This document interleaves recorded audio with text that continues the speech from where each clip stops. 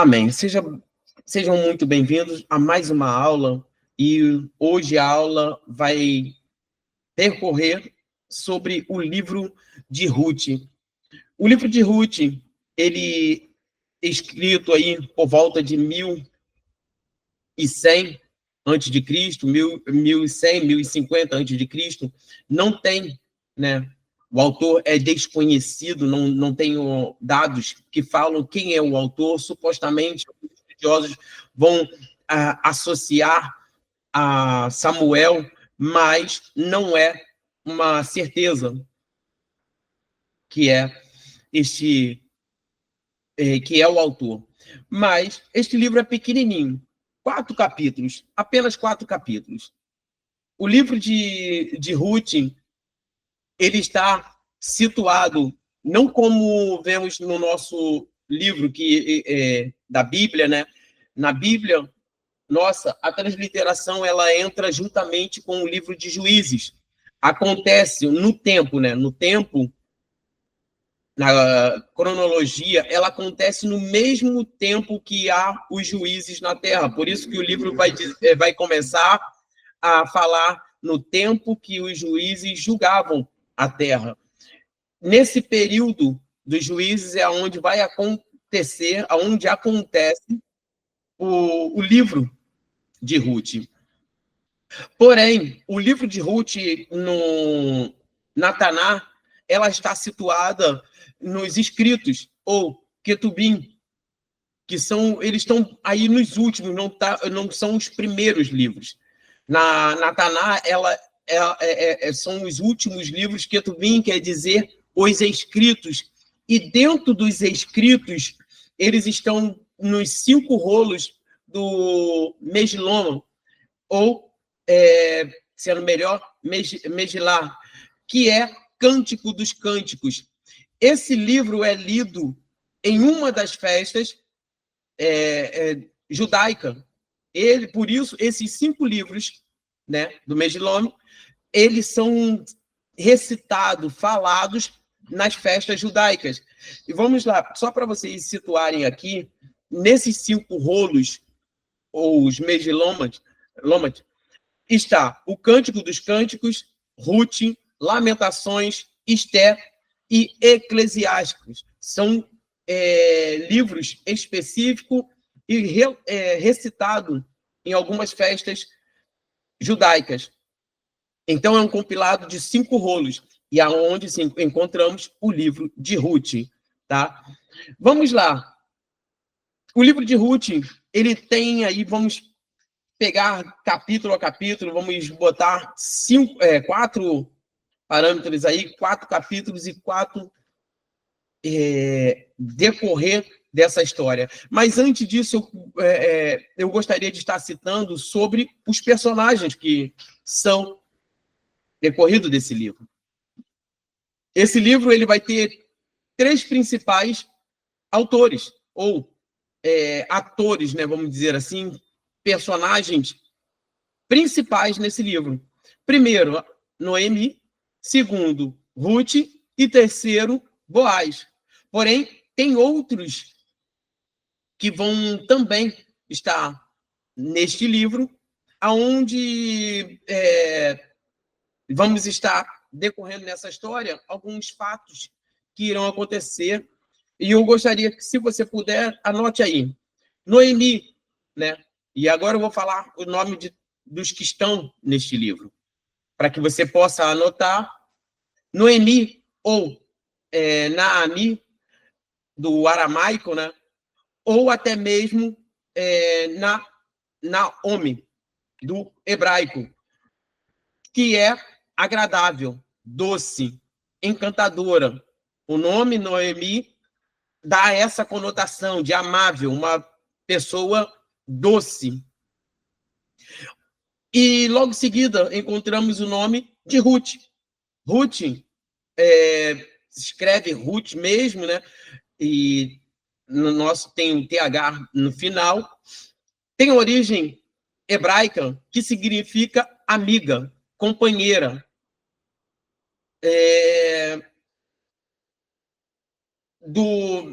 Escrevendo no hebraico, ela vem Reut. Tem aquela separação. Falamos Ruth, mas na escrita é Reut. E Orfa, que o nome dela no hebraico, Orpa, ou Afa.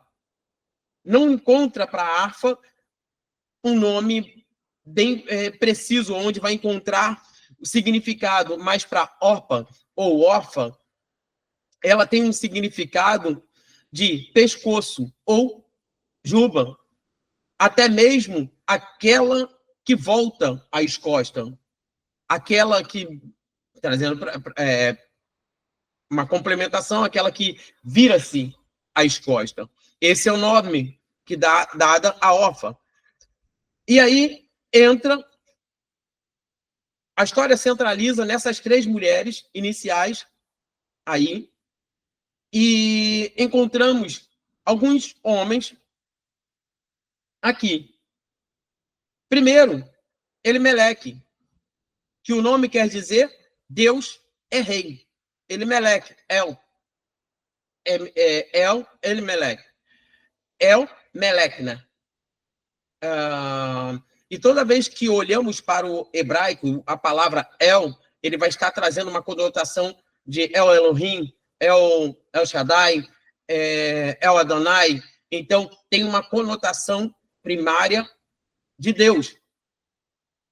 E o nome El Melech vai ser Deus é rei. E entra a figura de Boaz, ou antes de Boaz, vamos estar falando sobre Malom e Quilion. E interessante, estudando o nome desses dois, e eu achei até engraçado, né?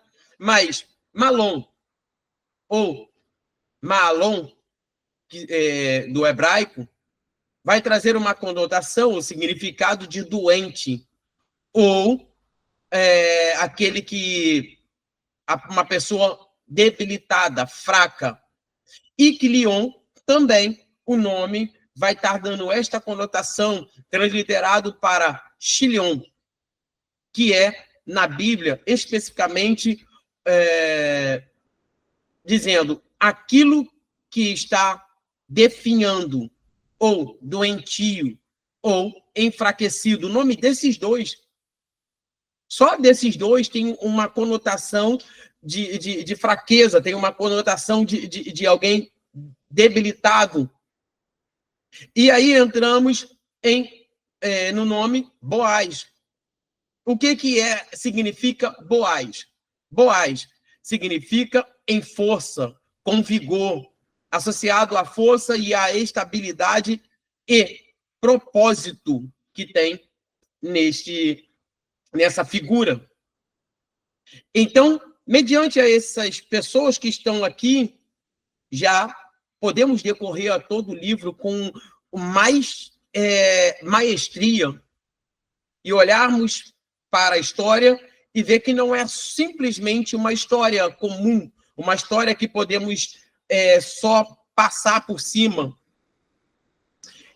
Vai falar sobre uma mulher, e o livro tem essa conotação, vai falar sobre uma mulher e seu marido, que no tempo que os juízes estão ali julgando a terra, e esse vai ser praticamente o último livro, vai ter um resquíciozinho no próximo livro dos juízes, mas logo entra, o povo de Israel entra na monarquia. Então vamos dar, assim como esse seria o livro que está dando a era dos juízes sendo ali apresentada, e logo vamos estar começando a monarquia. Pegando aqui, só para falar um pouco sobre essa questão, juízes, sacerdote, monarquia, sempre foi o propósito de Deus que houvesse em Israel a teocracia. O que é teocracia? Governo de Deus. Deus governando o seu povo, falando com o seu povo o que deveria fazer. Desde o princípio, olhamos para o povo de Israel e o que o povo de Israel tem? Deus governando o povo, Deus alimenta o povo, Deus conduz o povo. E chega um tempo que Deus começa a falar pela vida dos juízes. E também os sacerdotes entram nessa história. Mas nunca foi plano de Deus para que, com o seu povo, que eles fossem conduzidos por uma monarquia. Mas o povo queria um rei. O povo desejou ser governado por um rei. E aí entra a história da monarquia, certo?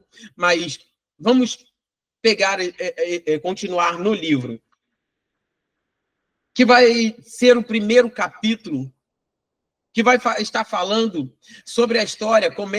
O livro de Ruth começa com a história da família de Elimeleque e Noemi e seus 2 filhos, que, devido a uma fome em Belém, de Judá, o que eles fazem? Saem em direção para Moabe, para escapar daquela grande fome. Interessante que aí entra a história juntamente com Ruth e Orfa. Eles viveram cerca de 10 anos, e esse primeiro capítulo vai estar relatando isso, que eles viveram cerca de 10 anos. O Elimeleque morre e fica Noemi, suas 2 noras e seus filhos. Só que passa um tempo, seus filhos também morrem. Mas vamos lá, vamos entrar nesta terra que Noemi e seu marido, juntamente com seus filhos, foram. Olhando para a história de Israel, sabemos que a terra de Moabe, aonde habitavam os moabitas, eles tinham característica de adorar outros deuses, até mesmo sacrificar seres humanos ali, e eles adoravam ali tanto Baal e outros deuses. E os moabitas que arrumam um certo cerco quando o povo de Israel vai se atravessar, né? E eles acabam tendo problemas exatamente com os moabitas para a travessia e deles ali. Os moabitas contendem com eles, e o rei, né, que governa que governava ali, não queria deixar que o povo de Israel passasse pela terra. Também há uma desavença ali, do povo dos moabitas, que é aquela história que estudamos, de Balaque e Balaão, onde Balaque, rei de Moabe, contratou Balaão para amaldiçoar o povo de Israel. Balaque, ele é um moabita, rei de Moabe, e não teve sucesso. Sabemos da história que Balaão ele vai ter, né, ali sair para encontrar Balaque, só que a mula, né, que ele está ali, por ele não seguir os passos que o Senhor tinha ordenado, que deveria fazer como o Senhor queria que ele fizesse. E ele simplesmente monta e vai. Aonde a mula, ao deparar com o anjo por várias vezes, ela é espancada, e aí a mula fala com ele. Já quero pegar aqui, eu sempre, quando falo dessa história, eu sempre tento pegar essa história para trazer para muitos aqui. Cuidado, porque esse texto, quando fala, até Deus usou até uma mula. Deus usou uma mula num tempo que precisava usar aquela mula. Num tempo que precisava ter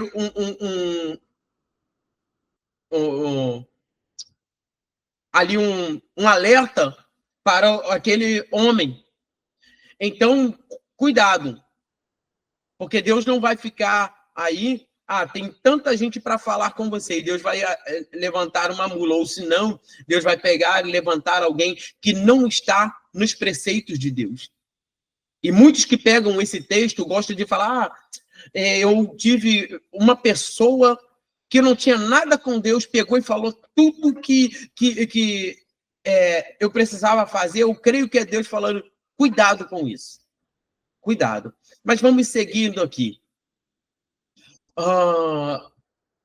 Nesse escopo aqui, aonde esse homem pega a sua família para fugir da fome que está generalizada em Belém.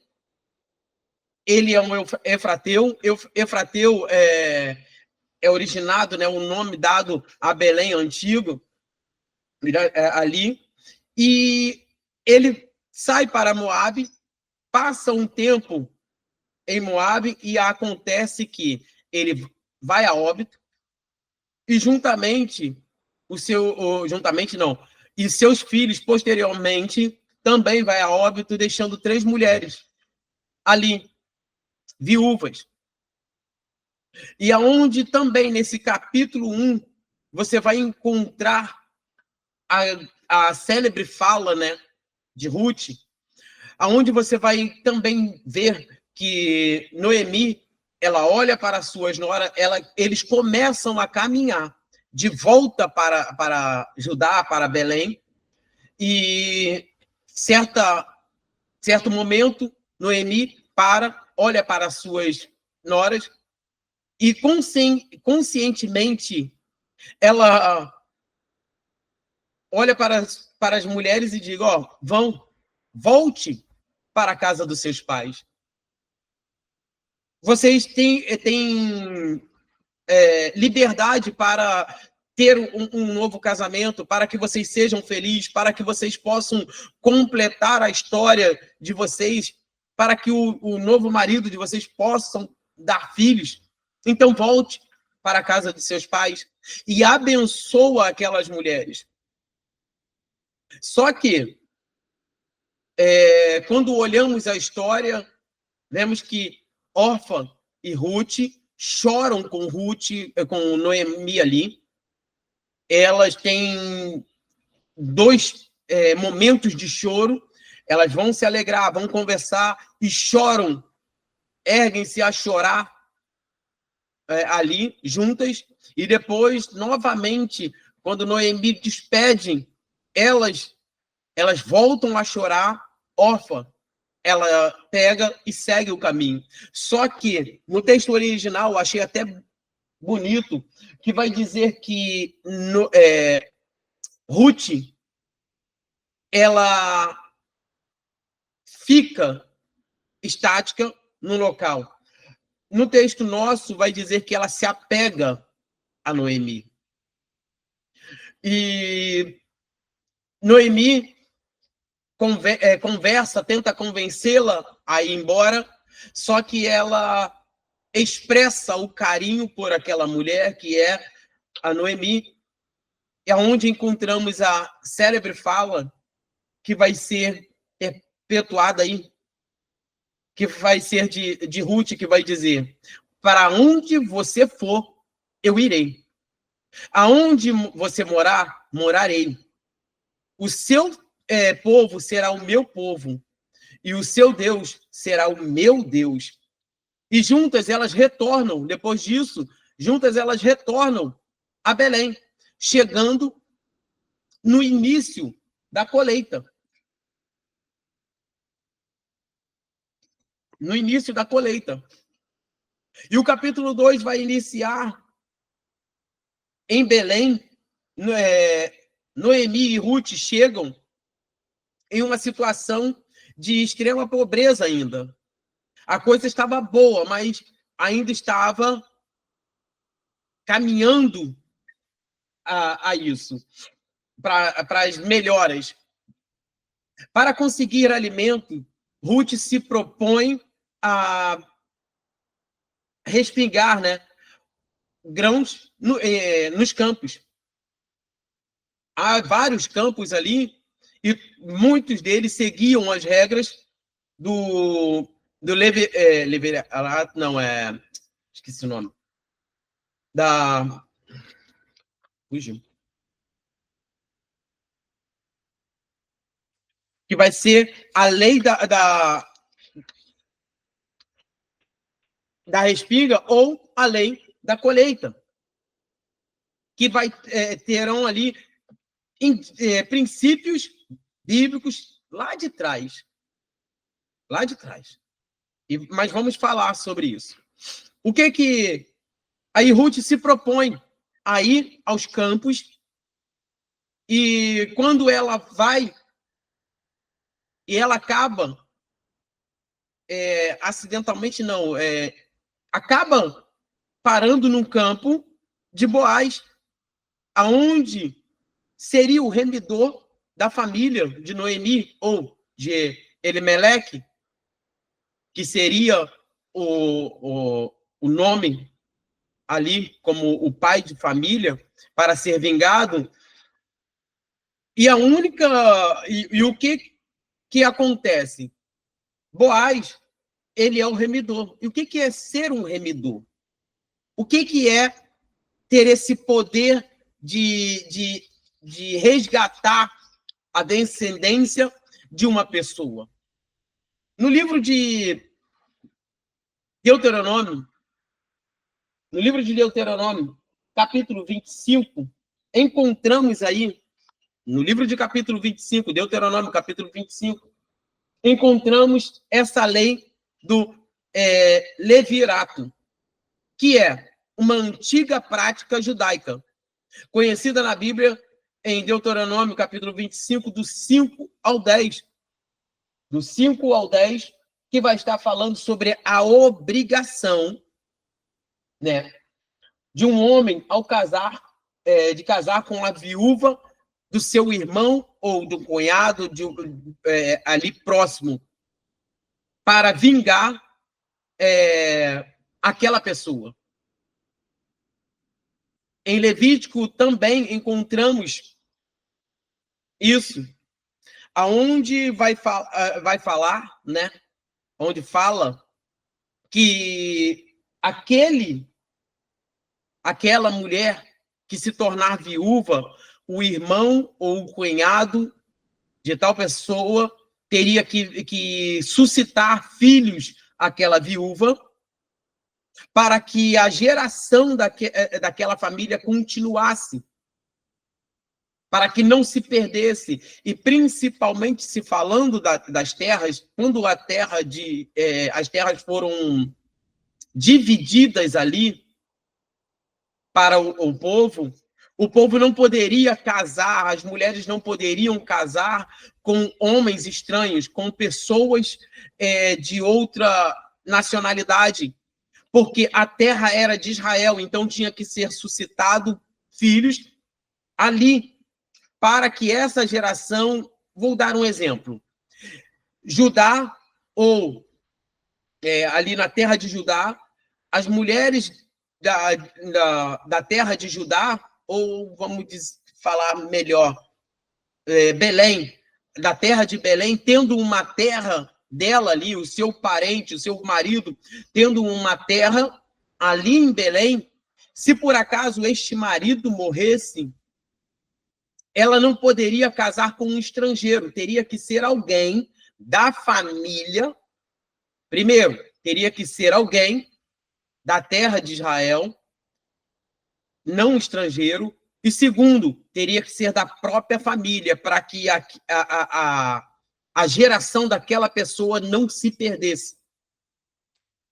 Então, essa lei do levirato, né, ela é uma prática que acontece, e por 2 vezes você encontra, né, aí a lei do levirato, que é Judá e Tamar, né, e no livro de Ruth, que vai ser apresentado para que Noemi não vendesse aquelas terras que era do marido para qualquer pessoa. E teria duas pessoas ali, não falo o nome, que teria essa possibilidade de ter essas terras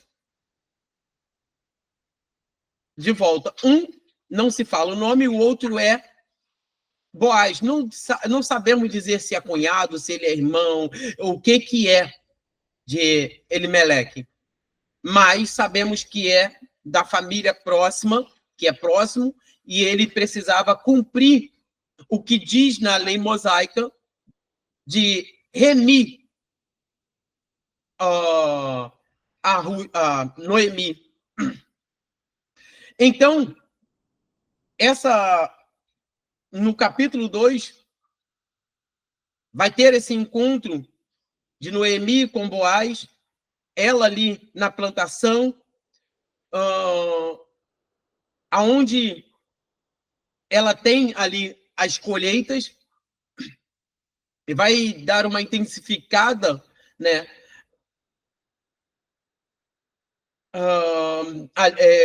Uma intensificada nessa história, aonde que, sabendo Noemi que ele é o remidor da sua terra, ela vai chamar, olha, esse homem que você foi, que não sei o que, é o remidor, e vai contar para Ruth toda a história, e vai falar para Ruth, olha, você, a partir de agora, vai se arrumar bem, coloque sua melhor roupa, coloque perfume.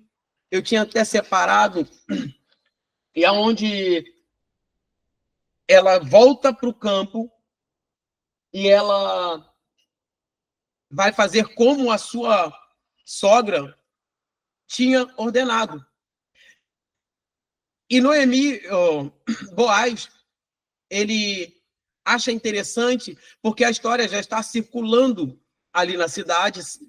Boaz sabe quem é Noemi.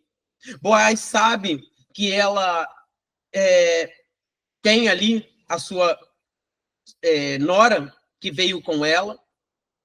E Boaz vai falar para Ruth que, pela honrosa, né, atitude de Ruth, por vir juntamente com a sua sogra, uma mulher que ela teria aí pela frente, uma vida que ela poderia seguir, ter um marido, mas uma mulher jovem, mas seguiu com Noemi. E aí, novamente, quando ela vai fazer tudo que Noemi diz para ela fazer, deitar-se ao pé de Boaz durante a noite, falar com Boaz, novamente, ele vai mostrar a ela o quanto que ela foi uma mulher generosa, bondosa, com atitude honrosa ali. E ele usa uma fala de que ela poderia arrumar homens mais jovens do que ele, poderia viver a vida, mas ela preferiu estar ali. No capítulo 3, vemos Noemi cheia de esperança. Elabora esse plano, né, para o futuro de Ruth. Instrui Ruth a fazer o que fazer na eira, no campo de debulhar, e aí acontece, né? Eu até coloquei no capítulo 3, né? Mas no capítulo 2, mas é no capítulo 3, é onde vai acontecer isso, e ele seria o Goel, né? A palavra Goel, ou resgatador da família, aonde Boaz acorda, reconhece a virtude de Ruth, e após próximo, ele reconhece também que tem alguém próximo, e ele precisa ter primeiramente o aval daquela pessoa que seria primeiro do que ele para remir aquela família. O que ele faz? ele fala para Ruth, se compromete a Ruth, olha, eu vou falar, estou usando as minhas palavras, tá? Eu vou falar com quem deveria vir primeiro, se ele não quiser, tudo bem. Então Ruth volta, conta para Noemi tudo que acontece, e ela, a própria Ruth, ou Noemi, ela vai falar, olha, creio que esse homem não descansará. Então a sua sogra lhe disse, descanse, minha filha, até que vejas o resultado, porque aquele homem não descansará até que submeça o assunto a juízo. E o que entramos no capítulo 4 com Boaz fazendo exatamente isso, aguardando no portão ali da cidade, aonde um lugar aonde questões, negócios eram ali feitos, aguardando o remidor da família de Noemi. Então, esse homem, quando chega, quando passa, ele chama este homem na presença de 10 anciões. Ele confronta o parente mais próximo, falando sobre a história de Noemi, falando que ele poderia comprar as terras de Noemi, e ele vai colocando ali. Prontamente, este homem fala, não, eu compro as terras de Noemi. Mas só que ele diz, olha, você compra a terra de Noemi, mas tem que se comprometer a casar-se com Ruth para perpetuar a linhagem. E aquele homem, ele está interessado só nas terras, ele abre caminho para Boaz. Ele diz, então, para que não atrapalhe na minha linhagem, para que não aconteça nada, pode assumir. E aonde é um compromisso que tem que ter em Israel. Lembra que eu falei que Israel não é de qualquer jeito, olhamos assim por cima e então há um compromisso que os homens teriam que fazer. Aquele que tivesse deixando o negócio ou se comprometendo a tal negócio, ele teria que tirar a sua sandália e dar para outra pessoa como um símbolo de contrato ali. E exatamente esse homem tira, passa, e perante toda aquela testemunha, está afirmado que Boaz pode se casar com Ruth. Com a recusa, ele assume o papel de resgatador, comprando a propriedade de Noemi e se casando com Ruth. O casamento é abençoado, interessante isso. O casamento deles é abençoado pela comunidade, no modo geral. O livro de Ruth, ele é interessante também falarmos que quando Noemi chega à cidade, ela diz que o nome dela seria Marirati Nafshah, ou Mara, né? Pois estou amarga de alma. Amarga de alma. E quando o livro vai caminhando para o final, quando o livro chega ao capítulo 4, há uma mudança de coisas aqui. Onde há o casamento, que é abençoado por toda a comunidade. O livro termina com o nascimento do filho de Ruth e de Boaz, chamado Obed, e que o nome Obed significa servo. Aonde uma mulher moabita entra no livro dos Hebreus e ela se torna nada mais, nada menos do que avó do rei Davi.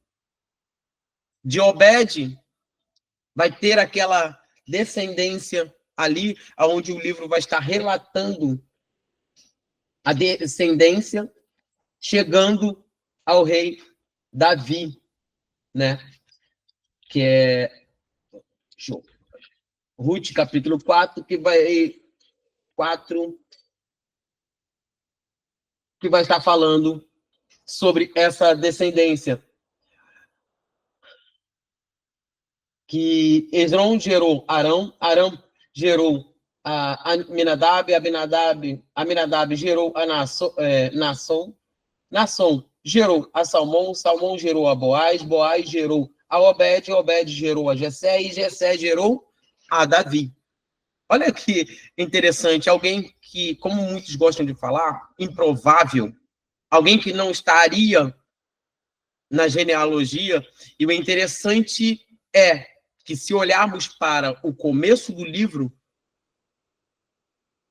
o começo do livro está falando sobre uma família que começou a ser desestruturada. Eles vão para os campos de Moabe, ali a perca, há, na metade do livro, a própria Noemi falando que ela está amarga na sua alma, porque ela perdera tudo, mas, ao decorrer do livro, a sua alegria volta, e a ponto de ela pegar o seu neto, ela amar o seu neto, é como se fosse o próprio filho dela, traz alegria, e ela cria Obed. Ela cria Obed. Alguém que estava com a sua história praticamente apagada, a história termina com a sua genealogia restaurada. E o livro vai nos trazer alguns pontos que temos que absorver aqui. Primeiro, temas centrais aí. A provisão de Deus. O livro fala sobre a provisão de Deus. Segundo, lealdade, que é Eseb, né, no hebraico. Vai falar sobre a lealdade de uma mulher que não é da mesma terra que a sua sogra, porém, ela tem uma lealdade, vai falar da lealdade de Ruth, da lealdade de Noemi e também da lealdade de Boaz. Porque Boaz, ele é leal à lei do levirato, onde ele pega para cumprir o que está na lei mosaica e ser o remidor, resgatar esta família. E também vai falar sobre o resgatador, né? Poucas vezes você pode encontrar no livro de Ruth o nome de Deus, mas é citado o nome de Deus, e tudo que olhamos no livro de Ruth, você encontra a mão de Deus. O propósito de Deus para aquele povo. E um propósito ligado logo depois ao rei Davi. Vamos lá. O livro também encontramos uma inclusão dos gentios.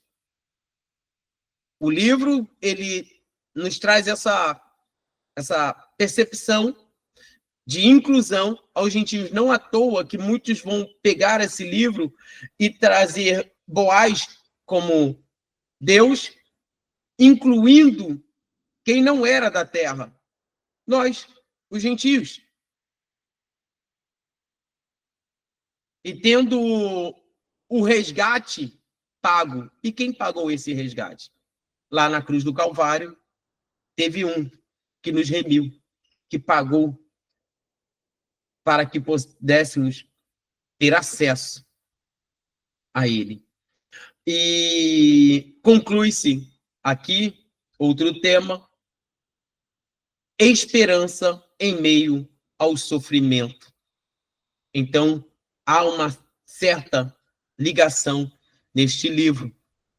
E ficamos aqui e vamos dar continuidade ao livro de Samuel, 1 Samuel, né?